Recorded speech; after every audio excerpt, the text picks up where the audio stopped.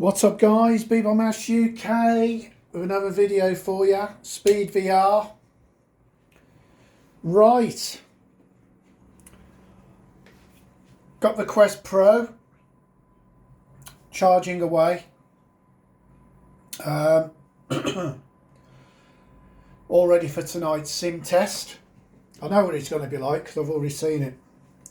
But I just want to tell you, I went into big screen and I watched a 3D movie trailer. It was Teenage Ninja Mutant Turtles. I was sat, you know what it is, you sit in the cinema and you just, you know, it's like being in the cinema. But let me tell you now, right? I liked watching films in VR headsets in the past, but the sweet spot and the FOV and the clarity always put me off from watching a whole movie, right? And I can tell you now, I can't wait to load this with my own movies, because the FOV and the clarity it's just for watching movies. I know you're probably not interested in watching movies. You're interested in sim racing and playing games and stuff. But you know, when you spend what I've spent on this, I don't just want it for sim racing. You know, I'd like to think I could sit back and watch a movie, and I could definitely do that because I was so immersed in that cinema. Apart from the Pratt sat next to me kept pissing around, throwing popcorn at me, which is quite funny, to be honest. I didn't even know you could do that in big screen. The clarity of the picture, you know, I would go as far as to say, if you weren't interested in gaming or heavy gaming, but you wanted a device to sit back and watch TV, especially movies, in a cinema, this is it. It's such a shame it's so expensive, right? Because if this headset was, say, $799, it would be an absolute no-brainer for your gaming, for watching YouTube, socialising, going into the VR chat and all that sort of stuff, watching movies in the cinema. Absolute no-brainer. And it's really, how can I put it? Basically, if you've got the money and you're as cranky as I am, right, and you're not going to get yourself in debt, and you just love the latest technology, and you like quality, you know, a lot of my subscribers have got Fanatec hardware. You know, you've all dropped £600 on a wheel base, £350 on a wheel rim, £400 on pedals. You know, my friend's got a £600 worth of Warthog HOTAS, you know, because he's into his flight sims, DCS. So I'll go as far as to say, if you've got the money and you want quality and you want a VR headset that ticks all the boxes, right? This is it. I'm telling you, because, you know, I can't put it into words. I don't want to come across as oh, B-Boy's got a new toy, this is the best, blah, blah, blah. He always says this. When you pick it up, right, and you feel how well built it is, and these controllers, I've put grips on them. These controllers, the tracking, I don't care what anybody says, these alone are as good as Lighthouse tracking now. In fact, I'd say they're better than Lighthouse tracking for the simple reason I used to have a Vive Pro with 2.0 lighthouses, and I had the Vive Pro 1s. And I was in a big conservatory. This was on my old YouTube channel years ago that I deleted. I had the perfect space for lighthouses. Okay? I had 2 of them, perfectly placed. And even then, when I ducked down into the corner of the room, I'd lose tracking. But you know what? You can't lose tracking with these, because these track themselves. These have got a Snapdragon processor inside. I think it's called a 615 processor. And it's got its own cameras. So you can't lose tracking with these. But you can with the lighthouses. And the lighthouses, up until these, were the top enthusiast level tracking you could buy. In fact, the reason why people went with Valve Index is because of the Knuckles controllers and the fact that they love the lighthouses that much. But you could still lose tracking if you wanted to. If you tucked yourself in the corner, you'd lose tracking. I could go and tuck myself down in that corner with these, and I wouldn't lose tracking because these track themselves. So if you've got an Oculus Quest 2, I know these are 300 quid, but if you're into your first person shooters in VR, where you line these controllers up in front of each other and move around, these are worth 300 quid. That's what I'm saying, alone, if you're really into your FPS. So that's 300, right? The headset, the comfort of the headset as well is, I find it really nice. A lot of people are saying they're getting headaches with the forehead. Yeah, I've got a mark on my forehead after sitting in it for an hour, but I'm not in any pain. So maybe I'm one of the lucky ones. And I'm pretty sure Bobo VR will be coming out with a new gasket where you just replace it and it's just softer. But at the moment, I probably flight sim and sim race for no more than 2 hours because I've got stuff to do. But it's for clarity, not so much in Quest mode, standalone mode, but it's for clarity in PC VR. If you've got a 3090 or a 3080 Ti, you can crank that resolution right the way up. Right the way up.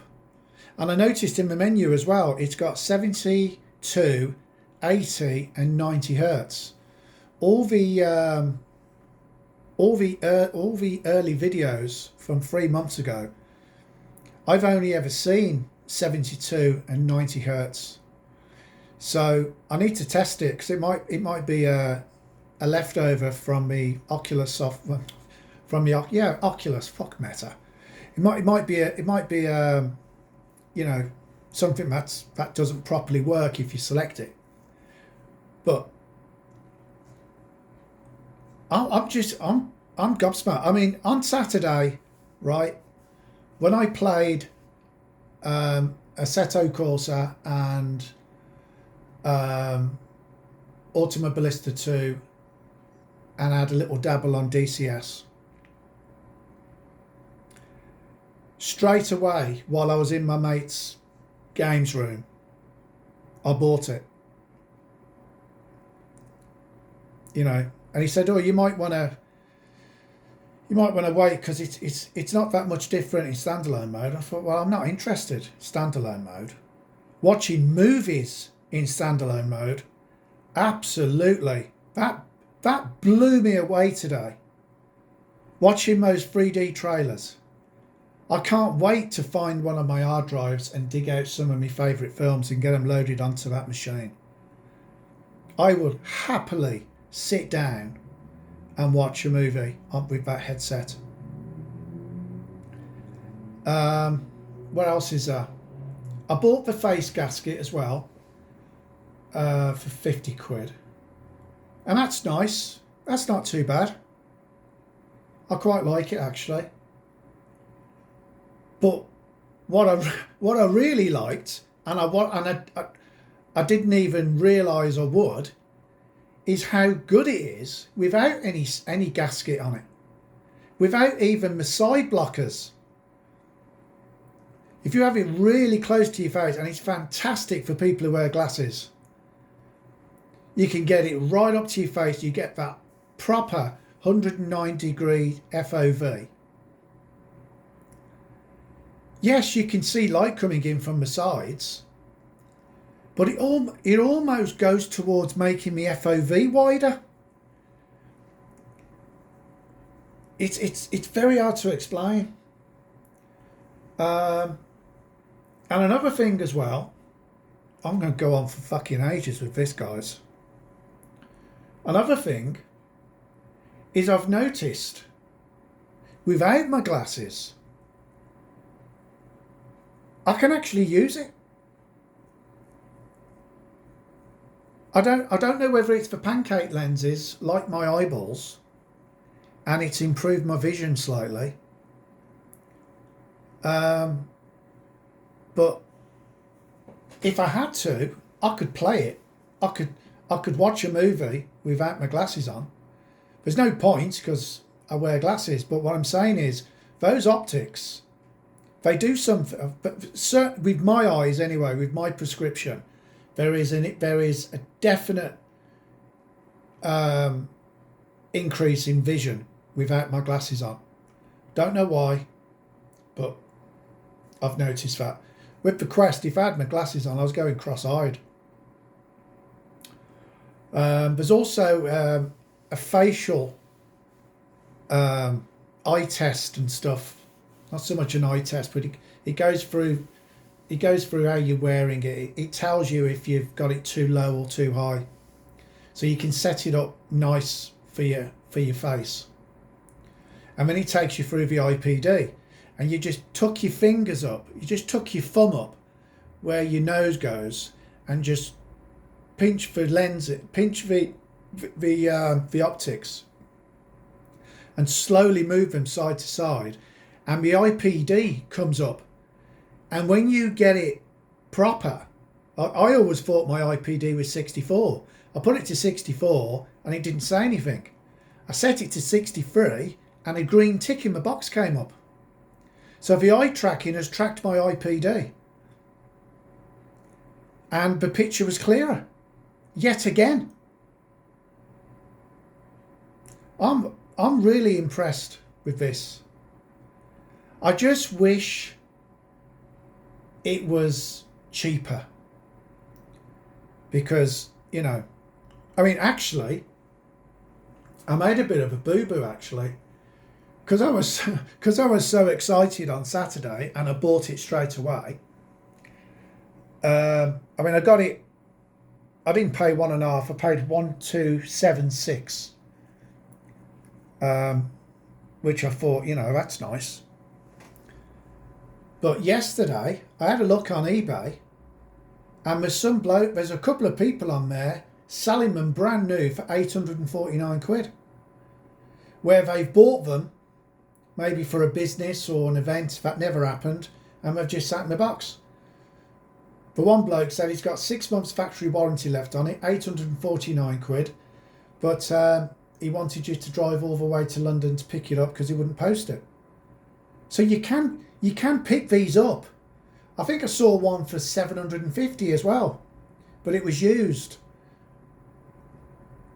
But I thought, well, I could have cancelled my order with Amazon and I could have bought it. I could have bought it on eBay, but you know, if it didn't work out, or if it doesn't work out and something goes wrong, I haven't got to mess around trying to get hold of a person on eBay who obviously wouldn't accept returns.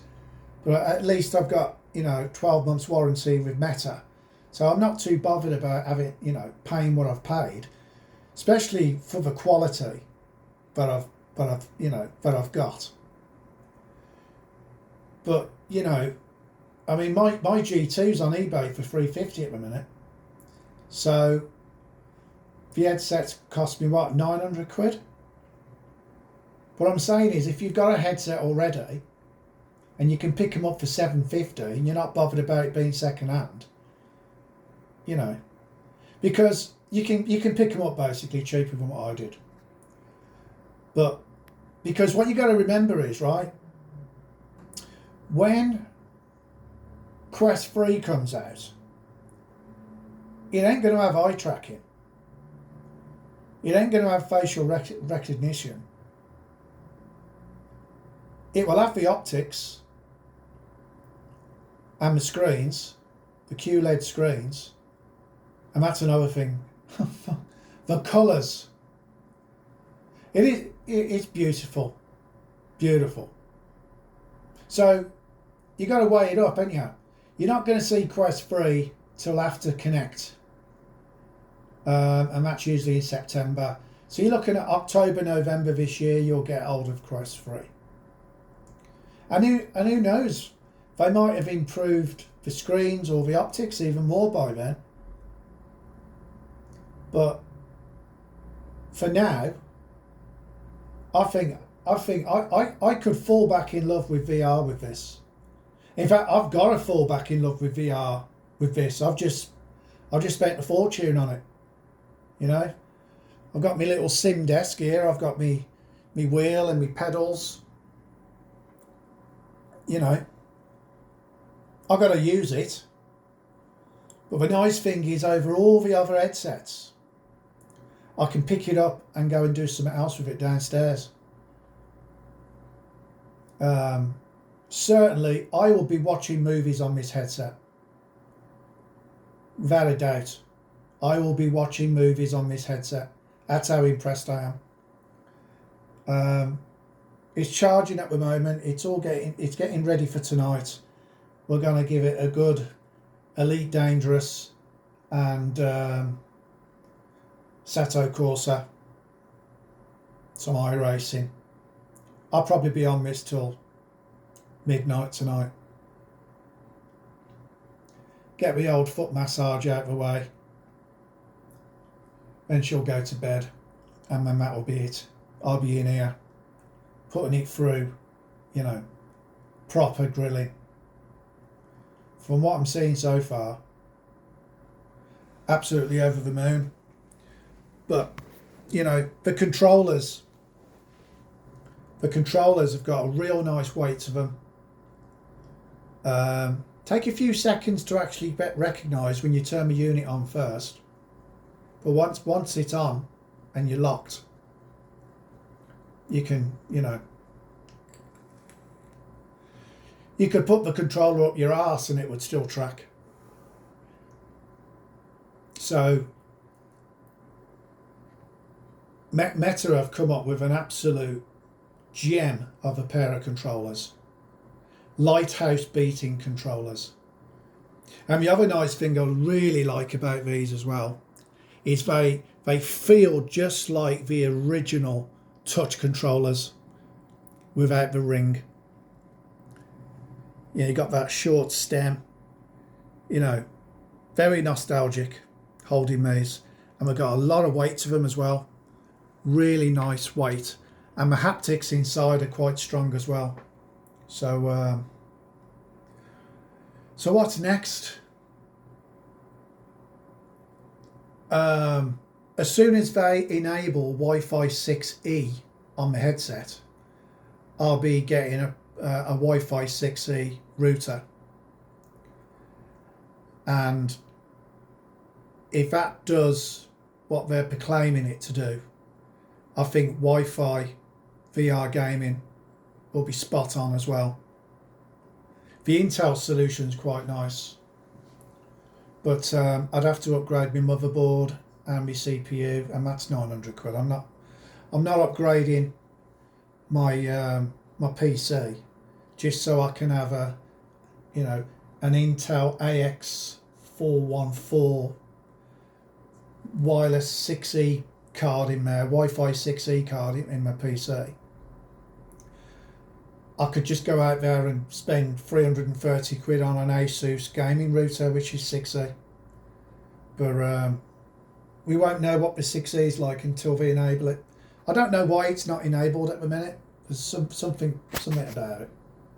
But once that's enabled, I think wireless gaming will go through the roof. Especially if you've got it in the same room. I'll just stick it up there where Darth Vader is.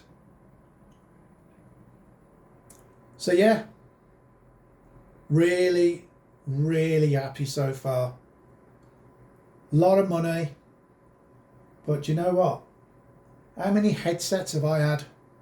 How many headsets have I had where the field of view, the colour,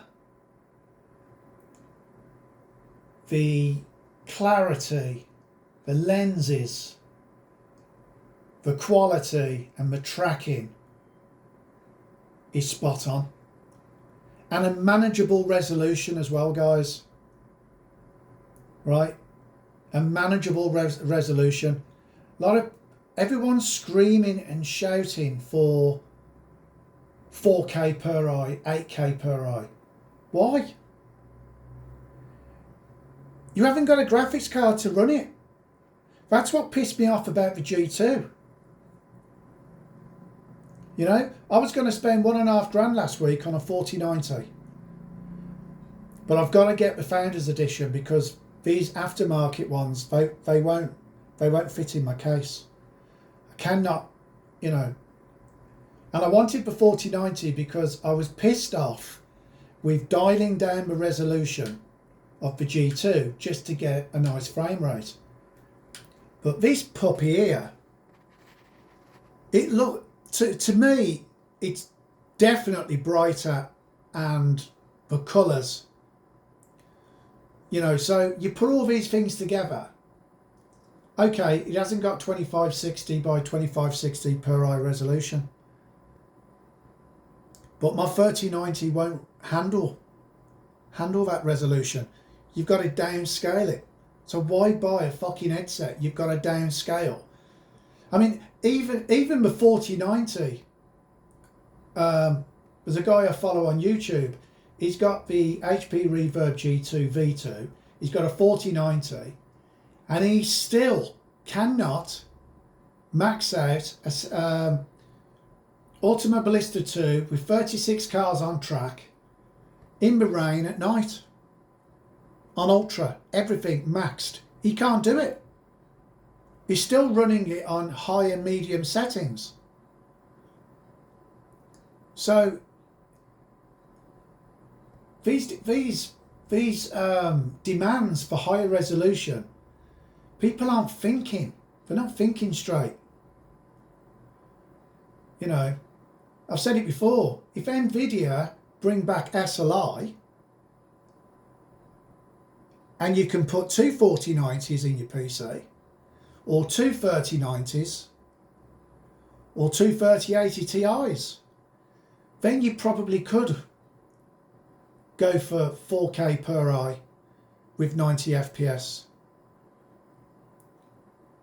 You know, anyhow. Well chuffed. can definitely see me watching movies on this. You can definitely see me getting back into my sim racing. The black levels are a lot better than the Quest 2, so Elite Dangerous is going to become very appealing again. Ticks all the right boxes, but it's expensive. But if you've got a couple of headsets and you spot one of these on eBay, I mean, there's like 4 or 5 on eBay at the minute, between 700 and 800 quid. But I wanted it new, and I wanted that full 12-month warranty, because there's a lot that can go wrong with these units. There's lots of sensors and eye tracking and face tracking, all that. It's not a £350 headset anymore. And when you take it out of the box, you know where your money's gone. And when you put it on your PC and you've got the hardware in your PC to crank that resolution up, you know where your money's gone. And last comment, right before I go. A lot of these YouTube channels that are slating this, sadly it's Bradley and all them guys, they're all saying the same. It's not much better than the Quest, right? Do you really think those guys whose profession is putting out videos to make money, do you think them guys have really got time to sit down with this like I have today? They've put it on their head and they've gone, not what I expected, can't be arsed, very expensive, no one's going to want it, next. But if you go and find the YouTube videos of people like myself and all these other people out there that are actually purchased it, set it up right, and have used it, they will all say the same. For gaming, it's incredible, and it's probably the best headset out there because it's manageable. The resolution is manageable, but the clarity and everything else and the colours, the resolution goes out the window. It's a complete package. That's the best I can explain. This headset is a complete package when it comes to gaming. And on that note, I'm off to make some pancakes while it's charging. Later, guys. Later.